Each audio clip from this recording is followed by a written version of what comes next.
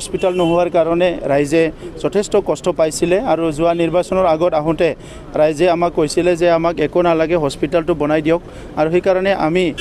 ইতিমধ্যে আমাৰ তাত যেতিয়া ফাণ্ড এতিয়া আহিব এইখিনি সময়তে আমি ডিচিশ্যন লৈছোঁ যে খাচিয়াবাৰীত এটা 30 বেডেড হস্পিটাল নিৰ্মাণ কৰা হ'ব আৰু এইটো ছেপ্টেম্বৰ মাহৰ পৰাই নিৰ্মাণ কাৰ্য আৰম্ভ হ'ব বিটিআৰ অঞ্চলটো এটা ৰোগ নিৰ্মূল কৰা এটা অঞ্চল হিচাপে আমাৰ যিখিনি ৰাইজৰ মানে বিভিন্ন ৰোগৰ কাৰণে ভুগিব লগা হৈছে এইখিনি যাতে সমাধান কৰিব পাৰে ইয়াৰ কাৰণে আমি কিছুমান পদক্ষেপ লৈছোঁ আৰু ইতিমধ্যে বহুত কেন্দ্ৰ চৰকাৰ ৰাজ্য চৰকাৰৰ লগত আলোচনা কৰি আছোঁ য'ত য'ত এতিয়াও হস্পিটাল নাই সেই অঞ্চলত হস্পিটাল প্ৰদান কৰাৰ কাৰণে আৰু অহা ফাৰ্ষ্ট যিটো আমাৰ নেক্সট 2022 হ'ব এই প্ৰথম বছৰৰ পৰাই যিবিলাক 60 ইয়াৰ্ছৰ মানে বেছি হৈছে বয়স সেইসকলক আমি ফ্ৰী হেল্থ সাৰ্ভিস দিয়াৰ কাৰণে বিভিন্ন পদক্ষেপ লোৱা হৈছে ক'লোঁ যে আমাৰ হেল্থ ডিপাৰ্টমেণ্ট বিটিআৰ চৰকাৰৰ হেল্থটো বহুত আগবঢ়াই লৈ যাব লাগিব বহুত পিছপৰা হৈ আছে আৰু বহুত আণ্ডাৰ ডেভেলপ হৈ আছোঁ তো আমি নতুন চৰকাৰ বনাইছোঁ আমি কাম কৰি আছোঁ আৰু ধীৰে ধীৰে লাহে লাহে চব ঠিক হৈ যাব আমি এতিয়া আজি এই চিফ ছাৰৰ উপস্থিতিত এই যে 30 বেডেড হস্পিটাল কাশিয়াবাৰী অঞ্চলত আপুনি এটা বস্তু চাব যে জমদুৱাৰ কনষ্টিটুৱেঞ্চি হয় আৰু এই কনষ্টিটুৱেঞ্চি ইমান পিছপৰা তো নট অনলি হেল্থ সেক্টৰ খালি স্বাস্থ্য বিভাগৰ কথা ক'লে নহ'ব ইতিমধ্যে চিফ ছাৰে কৈছে যে ইয়াতে এই গাঁওটো যে ইৰ'শ্যন প্ৰব্লেম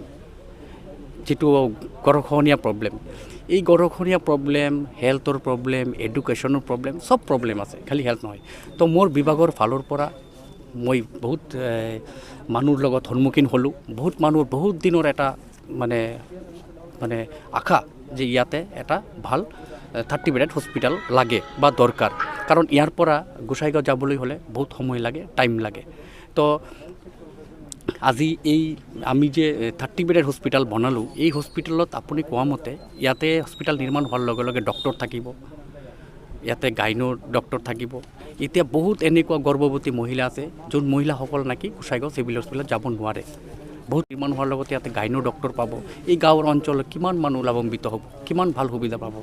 তো এনেকুৱা খালি কাশিয়াবাৰী অঞ্চল নহয় বিটিআৰ অঞ্চলত যিকেইটা এনেকুৱা ঠাই আছে য'ত নাকি আজিলৈকে হস্পিটাল হোৱা নাই বা PHC হোৱা নাই বা সাব চেণ্টাৰৰ দৰকাৰ আছে এনেকুৱা আমি হাতত লৈছোঁ পদক্ষেপ লৈছোঁ আমি আমাৰ 5টা বছৰ কাৰ্যকালৰ ভিতৰত আমি যিমান পাৰোঁ আমি কাম কৰি যাম তো ইতিমধ্যে এই 30 বেডেড হস্পিটালৰ কাৰণে আমি বিটিআৰ চৰকাৰ হেল্থ ডিপাৰ্টমেণ্টৰ ফালৰ পৰা 1 কোটি টকা চেংচন দিয়া হৈছে আৰু আমি পৰ্যায়ক্ৰমে কাম দি থাকিম আৰু কাম হৈ থাকিব আৰু মই এইটোৰ কাৰণে